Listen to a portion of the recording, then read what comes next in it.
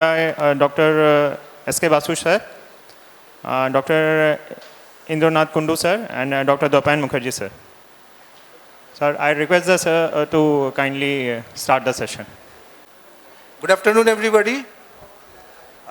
In this session, we are going to discuss nasal polyposis. This nasal polyposis, as you all know, in our days, our student days, it was very common, and it was treated like hair cutting. Just teared the polyps and waiting for its recurrence. But with the advent of newer diagnostic tools, newer drugs, medicines, sublingual immunotherapy, now we are in a position to deal these cases more better and in a better way.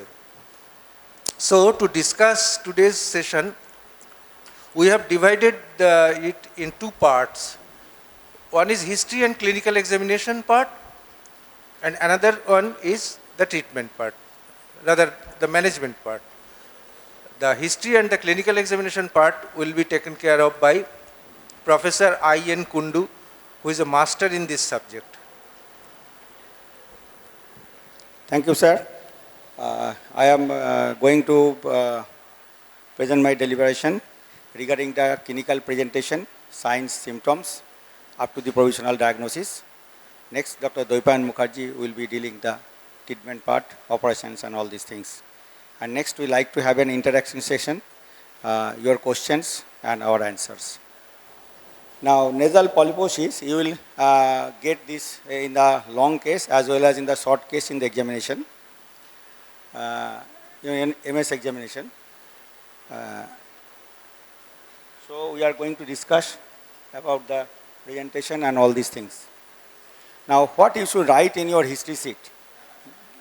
Number one, name, age, sex. Now, these has got some importance regarding the age.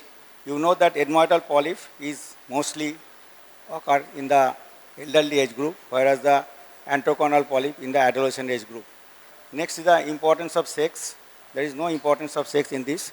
Address, religion, occupation, date of admission and date of examination. These have got no relevant impact on the clinical presentation as well as the treatment part of the nasal polyposis.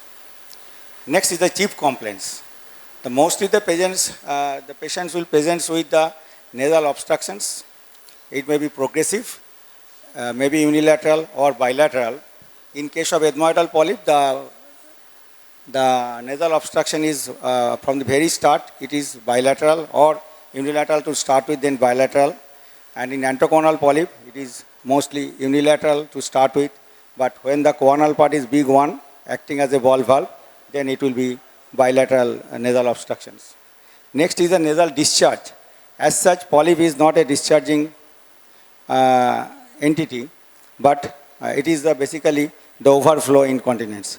The nasal secretion cannot go posteriorly, so the patient mostly having a discharge which is mucoid, and if the polyp is infected, maybe blood, it may be blood stain, or it may be purulent one. Next is the headache. Yes, headache is a definite complaint of the polyposis because of the obstruction of the drainage of the sinuses.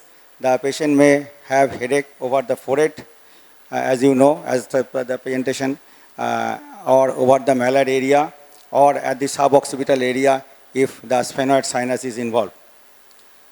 Next is the sneezing. Definitely polyps, the patient presents with the sneezing. Basically, the patients of allergic rhinitis and CRS, they present with the polyp, and sneezing is a definite complaint for nasal polyposis. Next is the loss of smell or decrease in the sense of smell. The loss of smell or decrease in the sense of smell is due to the fact that the smell cannot go up to the olfactory area, so the patient will complain of loss of smell. And as there is loss of smell, some patient will also complain of lack of taste also.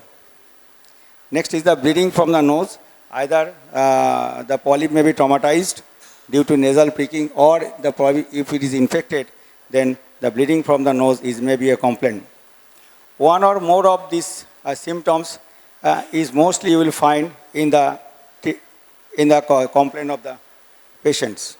Now, next is the history of the present illness as you write in your treatment card.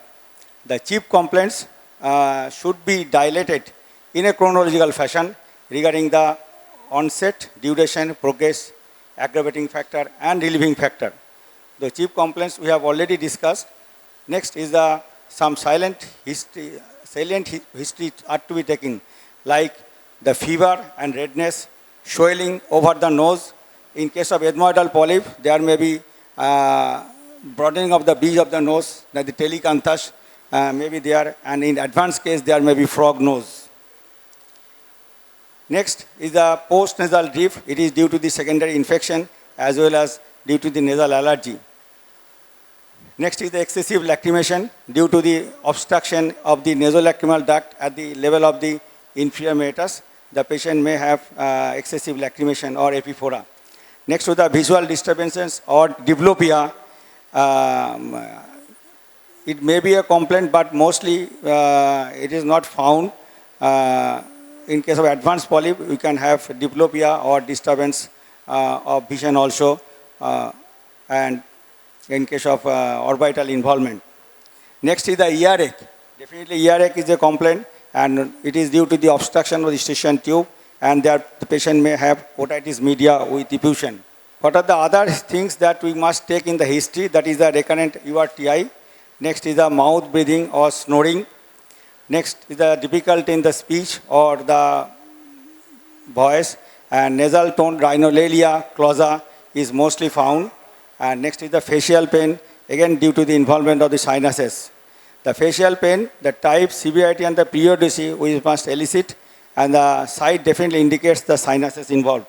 That we have already discussed. Now, what are the past history that we must elicit? That whether the patient is having the history of tuberculosis or hypertension, diabetes, asthma, allergy. Drug allergy is mostly important, aspirin, and similar complaints in the past. That is the history of polyposis and operation in the past. Next is the medical and surgical treatment in the past, because you know that the polyp is very virulent for recurrence. Next is the personal history. Basically, lifestyle is important, working place, whether the patient is exposed to repeated allergy, that is important.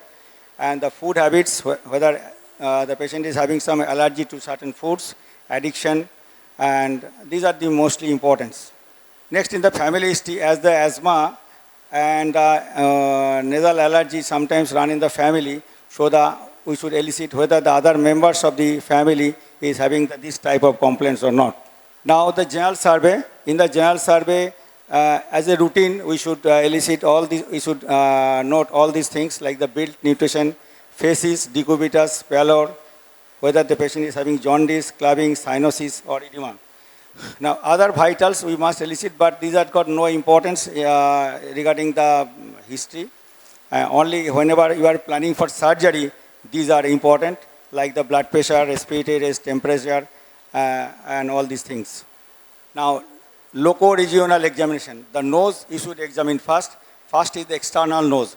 Whether the nasal pyramid is in the midline, whether the nasal bridge has been widened or not, whether there is any swelling in the nasolabial groove or not, and whether there is any redness over the skin or the scar or sinuses or the fistula. Nasal vestibule, one should exclude whether nasal vestibulitis is there or is not, and the alar collapse, whether it is there during inspiration. So these are the things one should inspect. Now is the palpation over the nasal bridge for eliciting any tenderness, and the cartilage and bones one should palpate to see the integrity. Next is the anterior rhinoscopy. What are the things that we should note? That is the nasal septum, whether it is deviated or not, nasal mucosa, whether it is infected or not, nasal floor, lateral wall, cavity, any secretion, mucoid or mucopurulent or blood stain, and the meatus. And next, we should describe the polyp in detail. The textbook description we must write that in case of antroconal polyp, it is globular, glistening, and insensitive to touch. We can insinuate the probe all around the polyp except at the level of the middle meatus where the probe may be arrested. And These are the points in favor of enteroconal polyp, but in case of ethmoidal polyp, multiple by probe test, and again it is insensitive, bilateral. And other things you can note, that is the ulceration, consistency, tenderness, and all these things. The posterior rhinoscopy, one must write the posterior rhinoscopy. Don't write that the patient is non-cooperative, patient does not allow to have the posterior rhinoscopy examination. You should write the posterior rhinoscopy findings, the choanal part of the polyp, how it looked like, the station 2 opening, if it can be seen, the fossa of Rosenmuller, the roof of the nasopharynx, and the posterior part of the and the superior part of the posterior pharyngeal wall.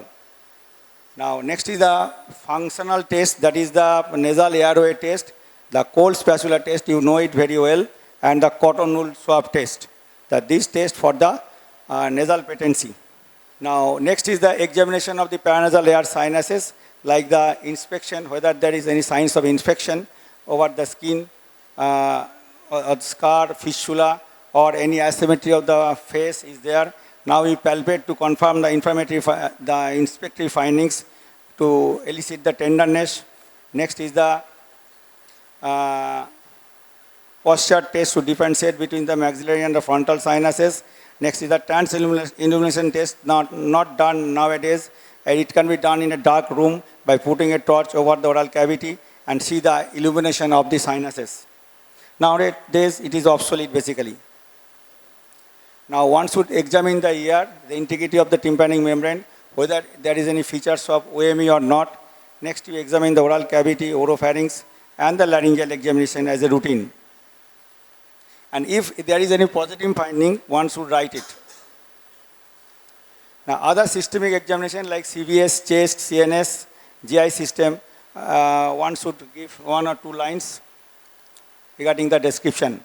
So in the summary, all the positive findings and some relevant negative findings so as to point the diagnosis and to exclude some of the related, some of the closely associated differential diagnosis. Now the provisional diagnosis in case of enteroconal polyp, you will write that it's the case of enteroconal polyp, right side or left side, bilateral is very rare. Or in a case of ethmoidal polyp, you will write bilateral ethmoidal polyp. Now these things I think you are knowing well regarding the differentiation of enteroconal and ethmoidal polyp, age, etiology, number, bilateral or unilateral, origin, the growth, the shape, size. I am not going to elaborate all these things and all these things. So this is in a nutshell regarding the presentation of the nasal polyposis. And my next speakers will be Dr. Doipan Mukherjee, who will be dealing with the... Dr. Kundu has discussed the history and clinical examination in a very lucid way. But with the permission of Professor Kundu, I would like to add 1 or 2 points. Dr. Kundu rightly said that there is sex does not have any importance, but sometimes a large enteroconal polyp may be confused with a nasopharyngeal angiofibroma. In that case, sex plays a vital role because, as you all know, for all practical purposes, angiofibroma does not occur in a female. This you should keep in mind.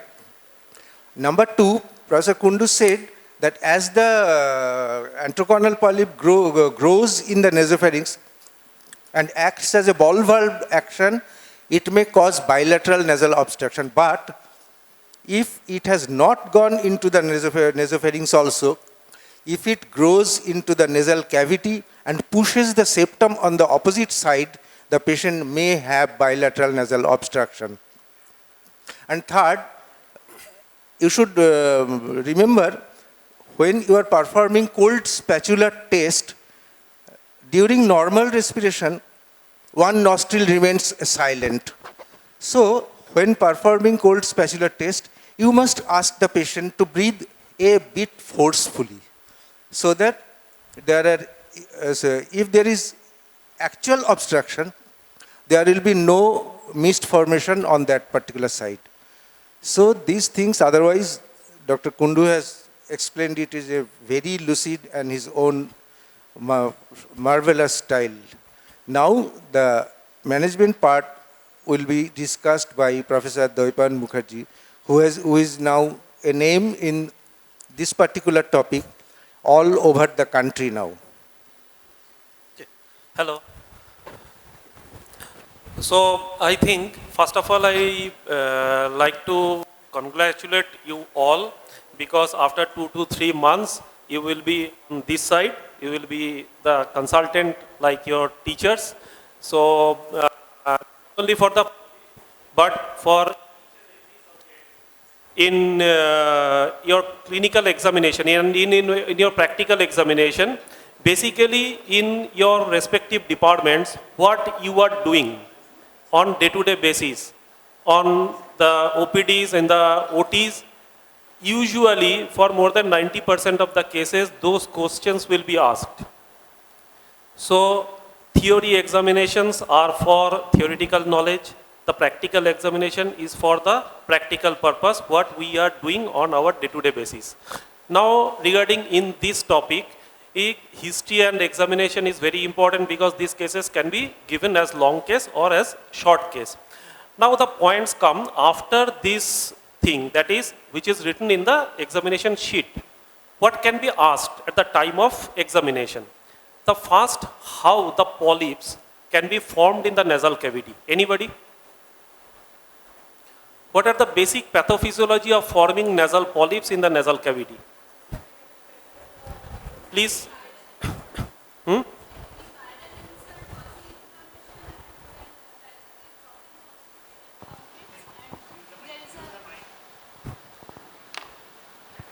So any viral infection causing inflammation of the mucosa of the nasal cavity and paranasal sinus, causing obstruction of the osteometal complex and drainage area, and there is a negative pressure which is created, and there is formation of the mucopus, and there is that forms a vicious cycle and formation of. Do anybody want to add anything more? See, the basic pathophysiology is very simple. The root cause of forming any sinus disease is lack of ventilation and drainage of the sinuses. Now, in this osteometal complex, all clefts and narrow spaces are there. So, what is the basic pathophysiology? Right now, it is clear to each and everybody the sinusitis is not at all an infective disease. This is inflammatory disease. So, not only for the viral infection, due to any infection or due to whatever, maybe due to allergy or whatever insult, after the inflammation, there is blockage of the osteometal complex. So, this blockage ultimately leads to turbulence of the air in all those narrow clefts. And due to this inflammation and this turbulence of the air flow, there is ulceration over the mucosa, leads to prolapse of the submucosa and reepitheliation of the submucosa with formation of new glands. And with this prolapse, formation of new glands, lots of secretions are there, ultimately leads to nasal polyposis. So this is the basic pathophysiology of forming polyposis, whatever type of the polyp is that. Okay. Now we come to the other points. As Dr. Kundu and Dr. S.K. Basu sir told that this physical examination and all these things are very important, but at the time of provisional diagnosis, previously we used to write that this is the case of antroconal polyp or this is the case of ethmoidal polyps, but these polyps are according to the site of origin. Nowadays, we clearly know that there are two types of chronic rhinosinusitis. One is chronic rhinosinusitis without nasal polyposis and chronic rhinosinusitis with nasal polyposis. That means if there is nasal polyposis, this is the type of chronic rhinosinusitis with nasal polyposis. Then it may be antroconal polyp, it may be ethmoidal polyps according to the site of origin. Clear? If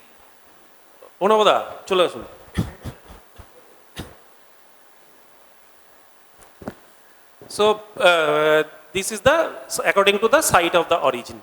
Now, if the polyp is basically medial to the middle turbinate, that can be categorized as ethmoidal polyposis. But if it is confined to lateral to the middle turbinate, that can be actually stamped as a antroconal polyp. Antroconal polyp usually unilateral, ethmoidal polyp bilateral. Why? Anybody? Why antroconal polyp is unilateral and ethmoidal polyp is bilateral always? Anybody? This is a very common clinical question. Bol, ki bolchis? Bilaterally placed single bone, but the maxilla are separate. So in ethmoidal polyposis it is always bilateral. Now antroconal polyp. Why this polyp is called antroconal polyp? Anybody? উঠে দাঁড়িয়ে একটু জোরে জোরে বল, শুনতে পাবো আমরা সবাই, বল। It actually comes from the antrum and goes towards the choana. Why after reaching the middle meatus it always goes towards choana? Huh? Drainage pathway? No. Huh?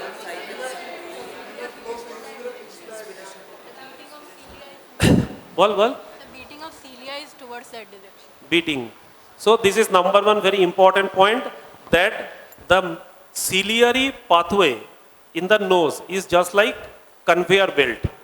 It is directed posteriorly. So as soon as the polyp is peeping in the middle meatus, it will be pushed through the posterior direction with the ciliary beating. Number one. Then from the middle meatus part, the natural slope of the floor of the nasal cavity is posteriorly directed. So due to gravitational effect also, it can go towards the choana. So this is basically dumbbell shaped, one part in maxillary antrum, one part is choana, and the communicating part is in the hiatus. Okay, and ethmoidal polyposis is bilateral.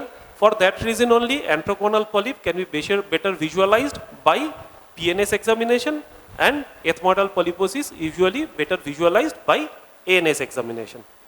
Clear? Now we come to the points of differential diagnosis. This is also very important, as Dr. Shumit Kumar Basu had told, that nasopharyngeal angiofibroma. This is very important. Without knowing this fact or realizing this fact, we are dealing with nasopharyngeal angiofibroma. If we want to just pull a polyp, and it's a case of nasopharyngeal angiofibroma, then there will be a catastrophic effect at the time of operation. So what are others differential diagnosis? Anybody?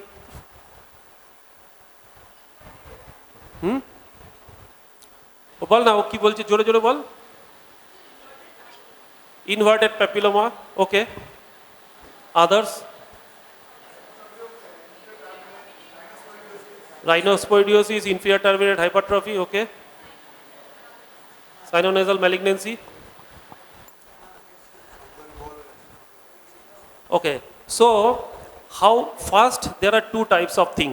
With the typical characteristics of nasal polyposis, we may have some differential diagnosis, and at the time of examination, if we are thinking that this is looks like a polyp, but this is not a polyp, then we have different types of differential diagnosis. You all are telling regarding that type of differential diagnosis, that means any tumors. Tumors may be angiofibroma, then cancer and whatever may be. But at the time of examination, the polyp is insensible, but the tumors, if you can touch, the patient can realize. And if we can go for probe test, then we can identify the polyp or the tumors, and the tumors may bleed on touch. But what are the differential diagnoses when we are having actual polyps? Meningoencephalocele. This is very important if we are dealing with a smaller child, 3 to 4 year, 5 years child. If we are having the unilateral polyp, in those cases we must go for CT or MRI to check the base of the skull, because in young children, and this meningoencephalocele is a probable provisional diagnosis. Apart from this, we may have some different diseases like Samter's triad, Carter syndrome, then Young's disease, okay, cystic fibrosis. So we should keep all those points in our mind, because this is not a clear-cut polyp. Some other underlying diseases are also present. So we must address all those diseases also. So what is Semterstride?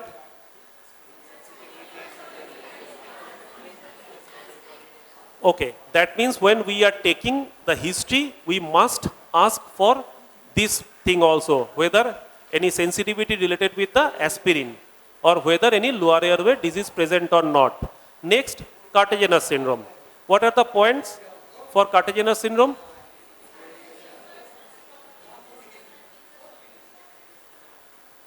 And most importantly, male infertility. Male infertility, then lower airway disease, bronchial asthma, and then nasal polyposis and situs inversus. What are the features of Young's disease? Nasal polyposis. Also infertility. Okay. So these are some important points we must ask at the time of taking our history of present illness. Okay. And when you will write all those points in the history, obviously the examiner will ask, because these questions are not directly related with the nasal polyposis.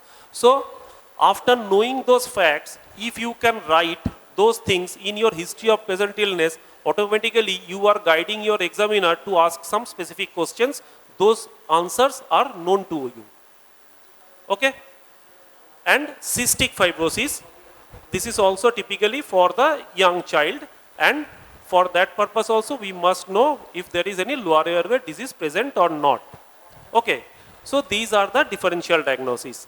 Now we have those provisional diagnoses. Now we come to the investigation part, examination and investigation. Nowadays in all the hospitals, nasal endoscopic facilities are available. So nasal endoscopic examination is part and parcel of the examination, but at the time of your MS examination, you will not get nasal endoscope to examine, but at the time of facing the viva, the examiner will ask obviously questions related with this nasal endoscopy. Okay, so what is the purpose of doing nasal endoscopy? I am talking about for diagnostic purpose, diagnostic nasal endoscopy. What are the purposes? Anybody?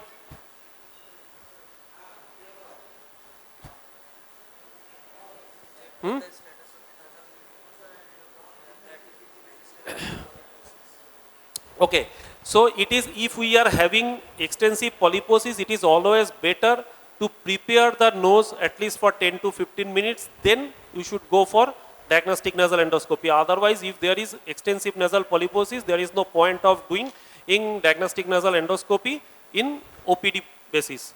Okay, you will not get any information. So we can actually identify the site of the origin, the extent of the disease, the grade of the polyp. There is a grading of the polyp. Somebody accept, somebody may not be accept. Do you know the grading? 0 means no polyp in the middle meatus. The grade 1 means only in the middle meatus, and grade 2 means beyond the middle meatus. Okay, this is the Lund's classification of nasal polyposis grading. And then if you are having this endoscope, you may actually inspect the entire nasal mucosa. You can actually have a feeling of polyps and any bleeding present or not, any fungal debris present or not. By only diagnostic nasal endoscopy, you can identify whether it's a fungal polyposis or normal polyposis. Because you may have this thick green discharge, mucin and fungal muck at the time of diagnostic nasal endoscopy if we are dealing with AFRS. Clear? So how can you differentiate a polyp from normal polyp or AFRS? What are the differentiating points? Ball একটু উঠে দাঁড়িয়ে বল।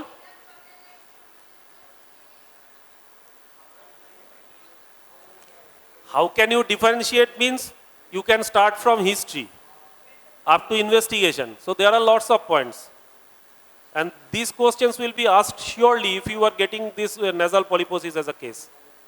How can you differentiate AFRS? Please tell.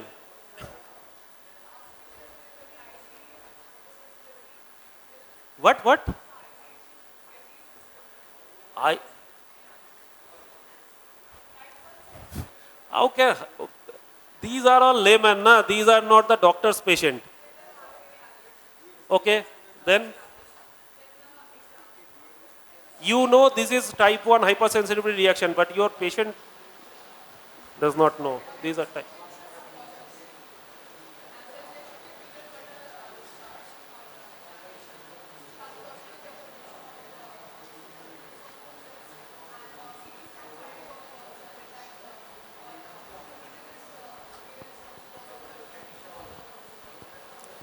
So apply your common sense, huh? When what I am trying to say, what you people are doing on day-to-day basis in your hospital, that is the right thing.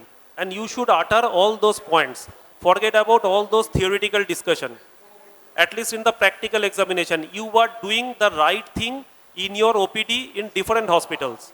So when we are dealing with this type of thing, first we have to check anterior rhinoscopy. And usually fungal polyposis is a extensive polyposis. And thick greenish colored discharge are usually present. At the time of nasal endoscopy, you will get the thick mucinous discharge and fungal mark. And next step is you will not get the histopathological examination without doing the operation. But we are talking about at the time of diagnosis. So then you must send those patients for the CT scan examination. And in CT scan, we have typical features. Always these lesions are expansile in nature and extra mucosal and extra periosteal. That means you will not get any bone destruction. Okay? And typical double density in the center part of the lesion. So these are the typical features of CT scan findings of AFRS. Then we can know all those theoretical aspects that this is a type 1 hypersensitivity and so on. But that is not related with the patient. Na? Patient doesn't know this is a type 1 hypersensitivity reaction. Okay. So after this differential diagnosis, we can identify all those things. Now the investigation after clinical examination, nasal endoscopic examination, for each and every cases of nasal polyposis, we must advise CT scan. Nowadays, due to any reason, do you want to go for functional endoscopic sinus surgery without CT scan? If the patients are telling we don't have money to do this CT scan, you obviously send those patients to Dr. Aruna Gupta. Everything is free. But otherwise, you should not go for functional endoscopic sinus surgery due to any reason, because these are medico-legal issues. And what is the purpose of advising CT scan prior to functional endoscopic sinus surgery? Anybody? Huh? তুই একটু উঠে দাঁড়িয়ে বল, ওর গলার জোর খুব কম। হ্যাঁ।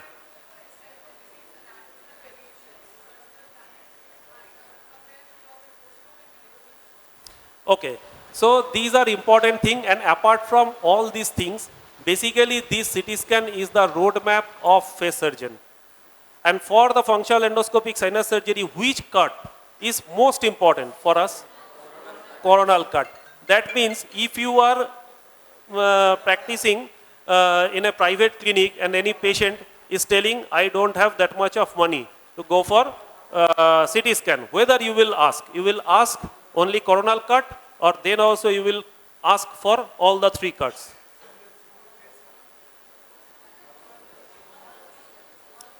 We should ask for all the three cuts. Why? Otherwise you will not have that 3D anatomical orientation at the time of functional endoscopic sinus surgery, because frontal drainage pathway cannot be assessed by only coronal cut. So all the three cuts are important. Okay, when you will ask for MRI? Huh? Okay, so usually there is no need of MRI for nasal polyposis cases if we are having any suspicion of intracranial extension or intraorbital extension. In those cases, we may ask for MRI. Okay, otherwise CT is sufficient. In which cases you will ask for CCT. In which cases? In case of suspected malignancies and JNA, and in fungal cases also. Okay. Otherwise, the normal CT scan is sufficient with all the three cuts. And these cuts are basically roadmap for the entire process. Now we come to the part of the management. This is nowadays clear that we cannot cure a patient of nasal polyposis by doing only surgery. Because this is a medical disease, inflammatory disease. Inflammatory disease cannot be cured by the surgery alone. So what is the purpose of doing surgery? একজন বল একটু বল উঠে বল হ্যাঁ Reduction of the disease and to clear the pathways so that the medical therapy can be done. Okay, so the purpose of doing any sorts of surgery for nasal polyposis is to reduce the load of the inflammatory tissue from the nasal cavity. This is number one. Number two, to clear the osteometal complex for better ventilation and drainage of the sinuses. And number three, as because this is an inflammatory disease, ultimate answer is medical therapy. But in normal scenario, that medical therapy will not reach the actual site of action. So after clearing everything from the osteometal complex, the topical medical therapy can reach the sinuses, that is the actual site of origin of the disease. So these are the three advantages of the functional endoscopic sinus surgery, but we should start the maximal medical therapy prior to any sorts of surgical therapy. So what are the available options of maximal medical therapy? Anybody? উঠে দাঁড়িয়ে বল ফিস করিস না intranasal corticosteroids and maybe with or without intranasal antihistaminics and what is the purpose of giving antihistamines? Sir, means as per the area guidelines 2019 there is actually there is no area guideline available for the nasal polyps. Area guideline is basically for the allergic rhinitis. So we are talking about polyps. Okay, sir. Then no role. This is very important. In more than 80% of the prescriptions we used to give antihistamines. Practically there is no role of giving antihistamines for nasal polyposis. Why?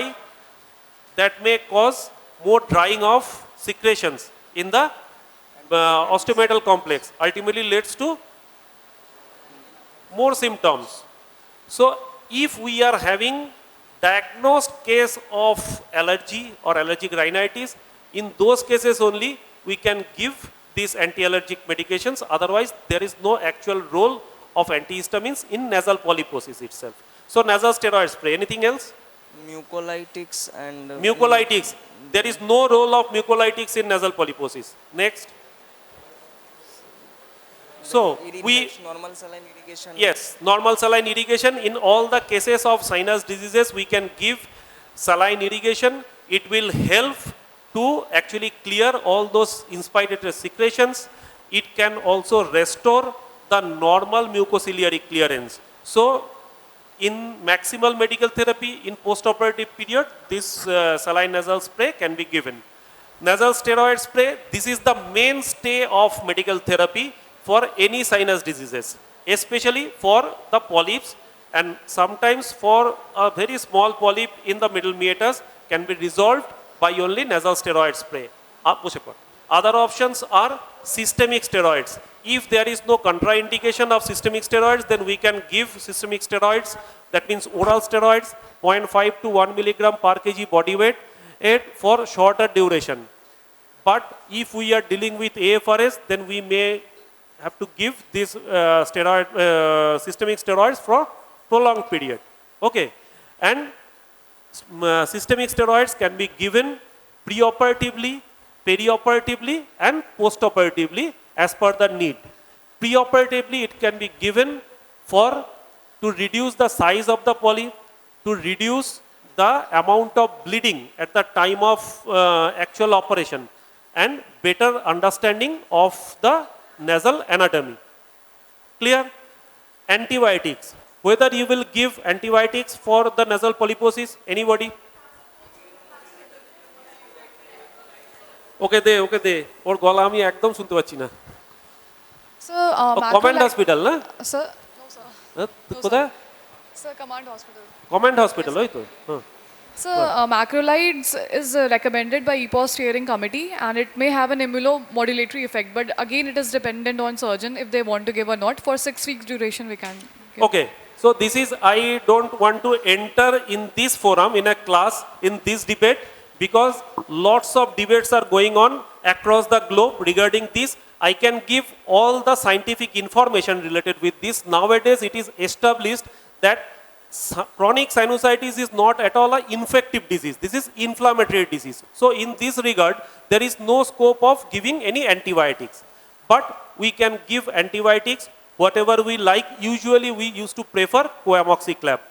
In which situations, at least 5 to 7 days prior to the operation to minimize any sorts of infection that ultimately leads to reduced amount of bleeding at the time of actual operation.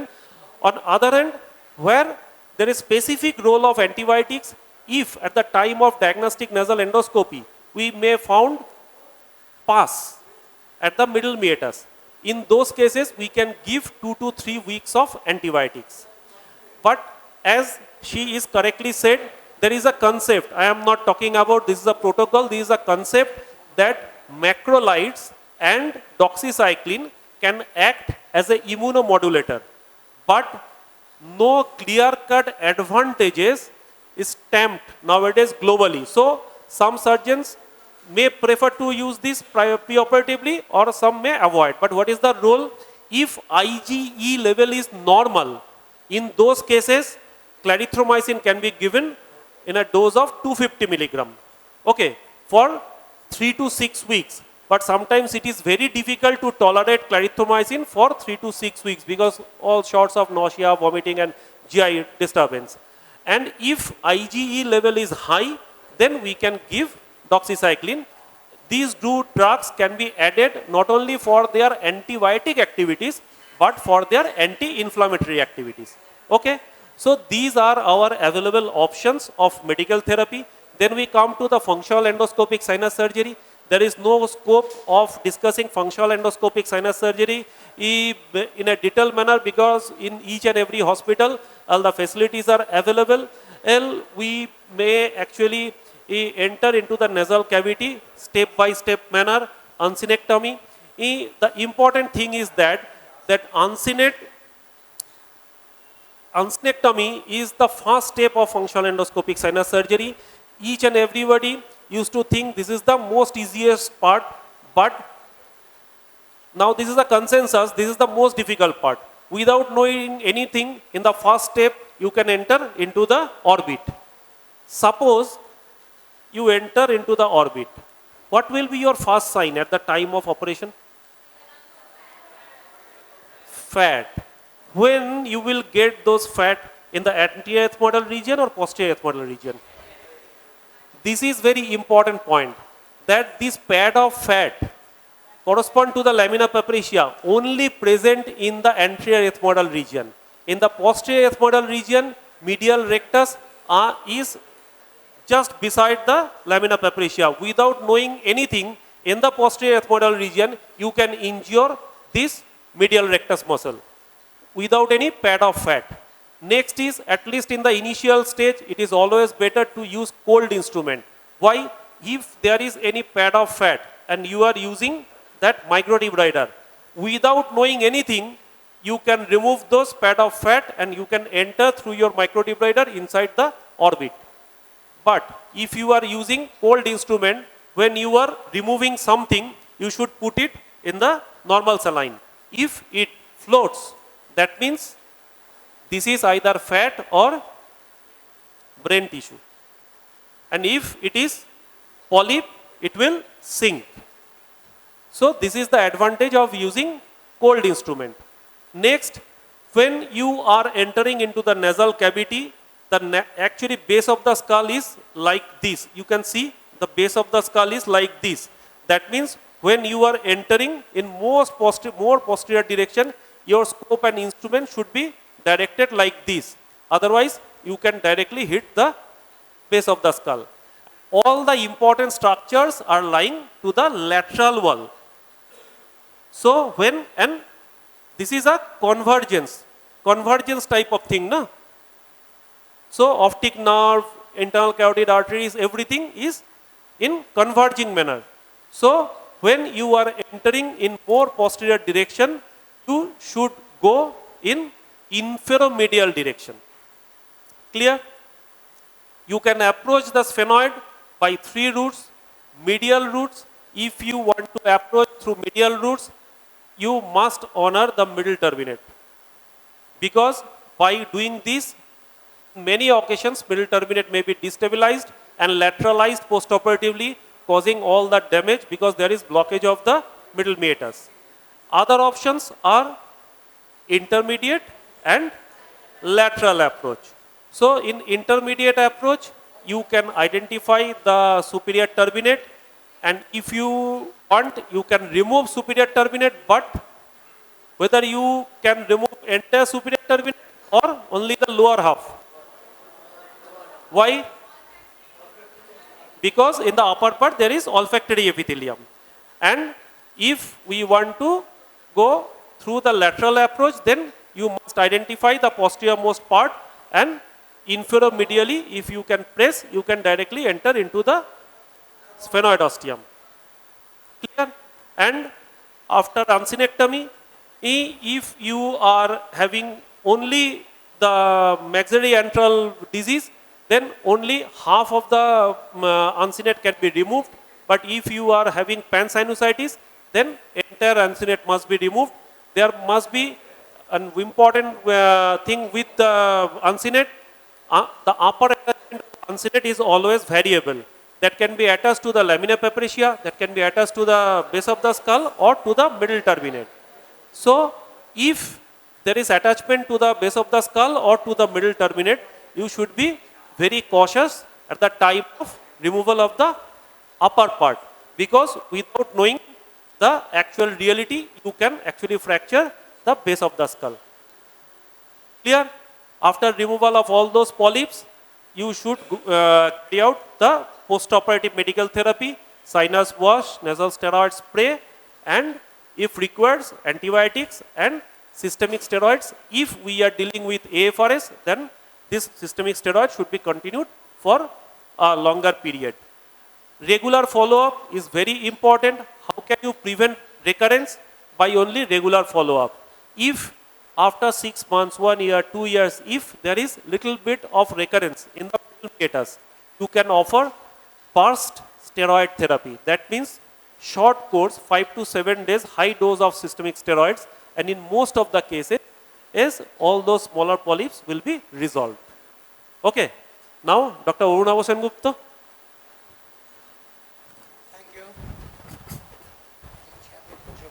এখান থেকে বলুন, নামতে হবে না, নামতে হবে না।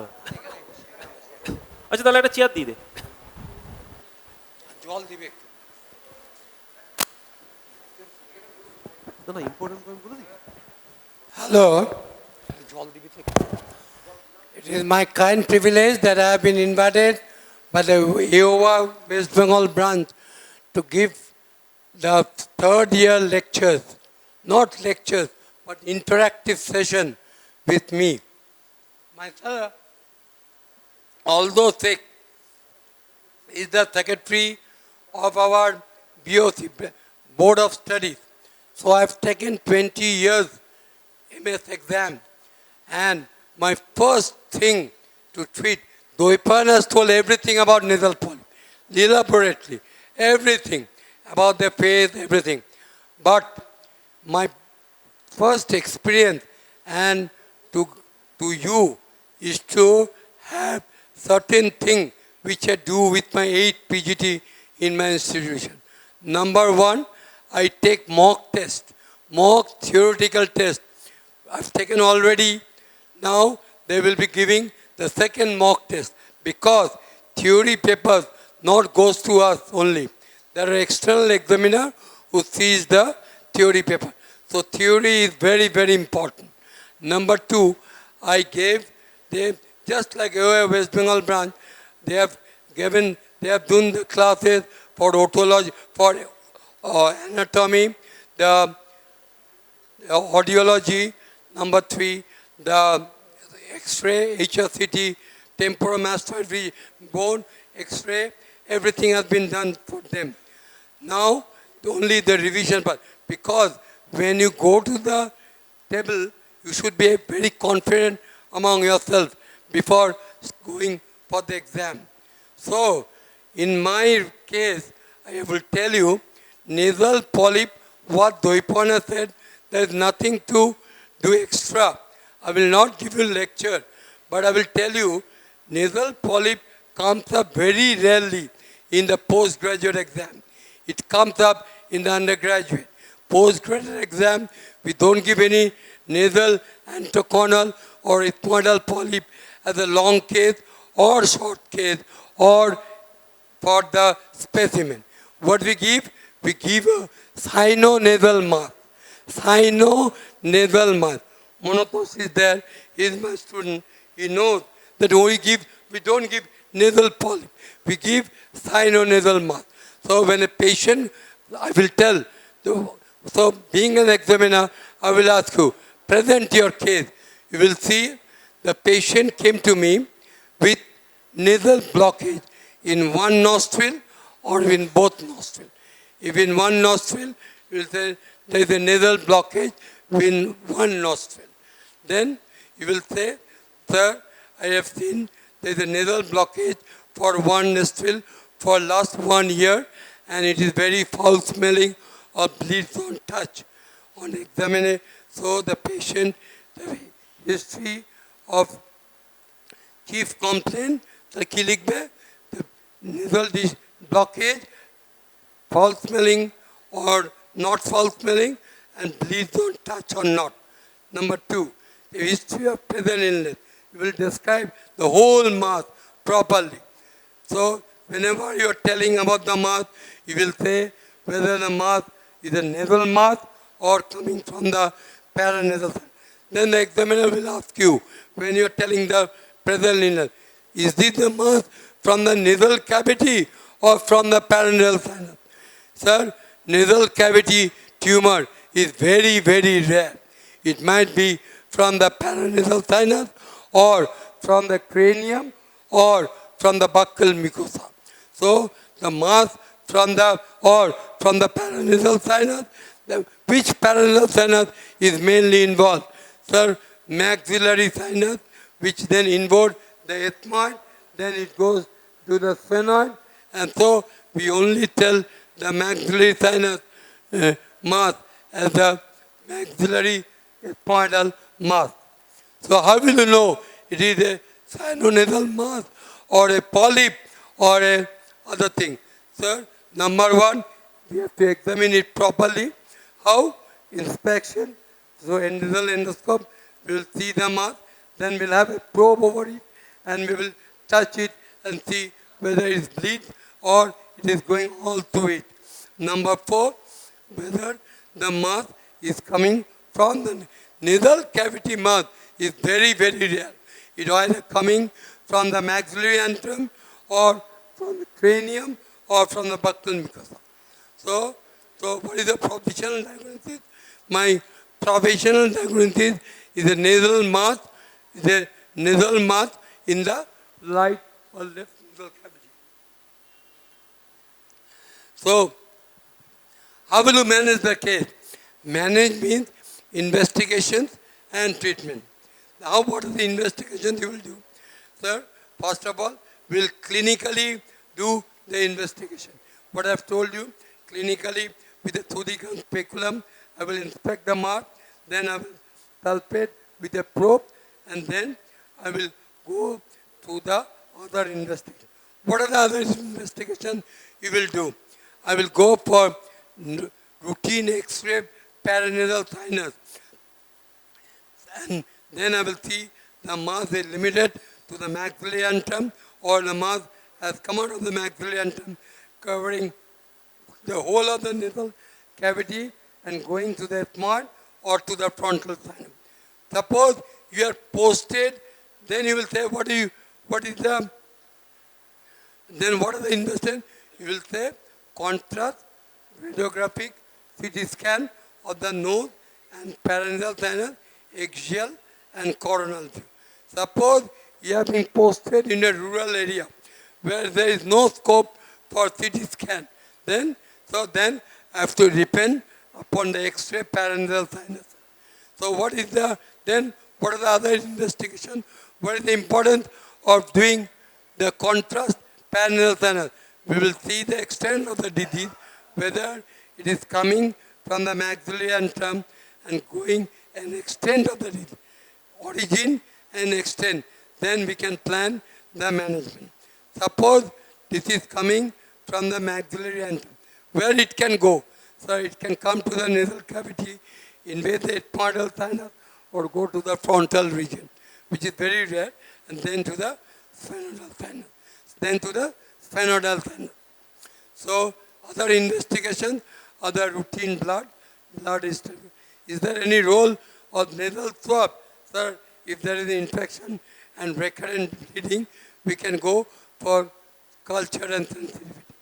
So what is the management of yours? Sir, depending upon the pathology and the extent of the tumor in the CT scan, we will decide whether to go for endoscopical removal or to go for lateral rhinotomy. So suppose this mass is coming, you have found it is an inverted papilloma. What is it? Is it a benign or a malignant? It's a benign tumor. So how can you differentiate from a polyp? How can you differentiate an inverted papilloma? It looks similar to the nasal polyp. It is fleshy, soft, fleshy, and is similar to the nasal polyp. Then how will you differentiate? It's very difficult to differentiate the nasal polyp from the inverted papilloma. If we take a biopsy, then we can convert it. That is an inverted. If we found that inverted papilloma, we have to go for a medial maxillectomy and removal of the mass, because there is a maximum chance of recurrence. So we have to go for medial maxillectomy, removal of the mass, and then we will decide what to do. Suppose you think that is mass is a cancerous mass. So what you will do? Sir, if it is CM maxilla, we have to classify. What is Owen's classification? What is Leatherman's classification? What is Owen's classification? Tell me. What is the importance of Owen's classification? From the medial canthus of the eye, you make it the angle of the mantle. Above superior part, it is a prognostic value. Superior is good, inferior is bad. What is Leatherman's classification? From the floor of the orbit, you make a line, and floor of the maxilla, you make a line. Superior, medial, and inferior. This is also the aspect which tell you which one is good or which one is bad. So what you will do in your case? The examiner will ask what you will do in your case. Sir, as the mass is in one nose, and I have seen, and I think the mass is coming from the maxillary antrum, and it is bleed from touch. So in order to remove the mass wholly, I will go for lateral rhinotomy with medial maxillectomy or medial maxillectomy. And if the biopsy has done earlier, so that because my patient has not done the biopsy, I will go for lateral rhinotomy and remove the whole of the mass as far as possible. If we see that the mass has involved the orbit, then we have to go for a second sitting, wait for the report. Because without report, you can't go for total maxillectomy or orbital exentration. So my main point is, depending upon the pathology, you will decide whether to go for total maxillectomy for middle maxillectomy or removal of the mouth? This is the question that has been regularly asked. So it is better to have this thing in your college because you present the case in front of your HOD, your examiner. They will like it very much because what are the defects, you will learn them. And if any problem arises, you can correct it. So my throat is very much choked. So my Shumita, who is my senior most dada, and Indranath Kundu, who is my fellow colleague, he will narrate you the latest episode of nasal polyp.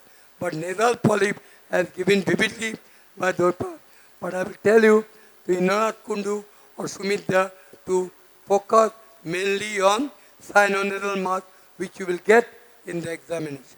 Thank you very much.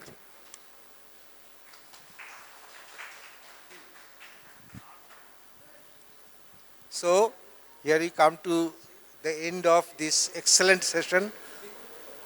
Thank you so much. If you have any question, you may ask. Anybody of you, if you have any question?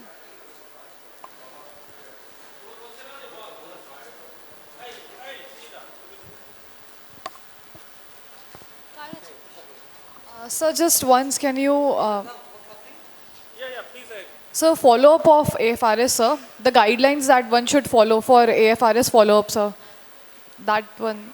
Guideline of AFRS follow-up. Follow-up, sir. So how many times are we calling the patient, what dose of steroid, and how long are we giving, and how long are we doing the follow-up? Okay.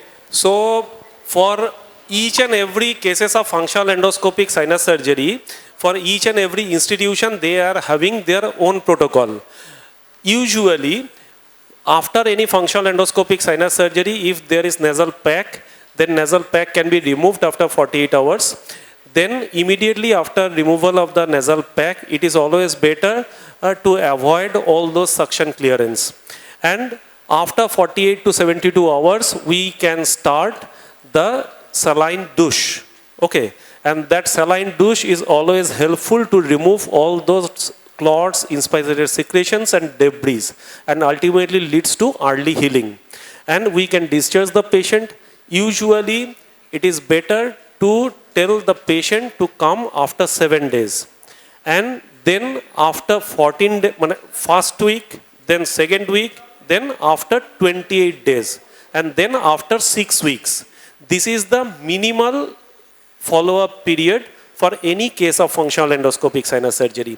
Usually, the accepted protocol is when you are first inspecting the patient after 7 days, you can suck only the floor of the nose, not the middle meatus region, because that will cause scarring or trauma to the healing mucosa, ultimately leads to lateralization of the middle turbinate, causing the blockage.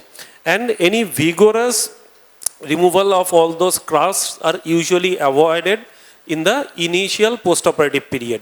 Then in the next visit, in the 14th day, you can actually remove the inspicited secretions or crust in the entry point of the middle meatus, not in the posterior direction. And we can add nasal steroid spray after 7 to 10 days after initial level of those healing. Obviously, the antibiotics and oral steroids can be continued postoperatively for 5 to 7 days. So, after 7 days, nasal saline spray or douche along with nasal steroid spray. In case of AFRS, we can continue these systemic steroids at least postoperatively for 3 weeks. Okay, and then we may ask the patient for the repeat visit in the 28th days.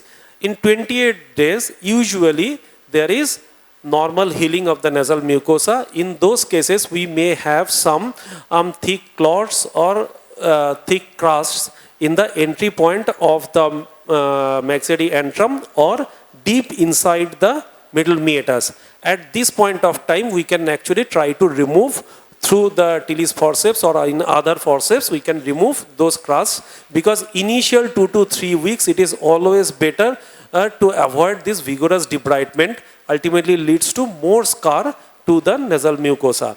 And then after 6 weeks, we can inspect the entire nasal mucosa. In most of the cases, after 6 weeks, all the mucociliary clearance are usually reappeared. Then if we are having AFRS, we should advise the patient for lifelong follow-up, because this is type 1 hypersensitivity and there is every possibility of recurrence. And here lies the importance of this repeat visit after 3 months, 6 months and so on. Usually after 3 weeks, it is better to stop the systemic steroids if we can control the disease. And if the disease reappear after 3 months or 6 months, we can add that burst steroid therapy for 5 to 7 days, 1 milligram per kg body weight. In most of the cases, that is sufficient. And saline nasal douche and steroid nasal spray in case of AFRS can be continued up to 6 months and even more, because only by using these two nasal solution we can control the disease. Anything else? But institution to institution, these protocols may vary. Anything else? Talagi, conclude kori amra lunch. Thank you, sir, for an excellent session. Now we'll move on to the lunch. But before that, you all have been given a feedback response form. Kindly fill in the form and submit it to me at the end of the class. And we'll be starting our next session at 2 o'clock. So please be quick with your lunch. And once you have completed it, please join to the. We'll be starting at sharp 2 with our next session. Thank you.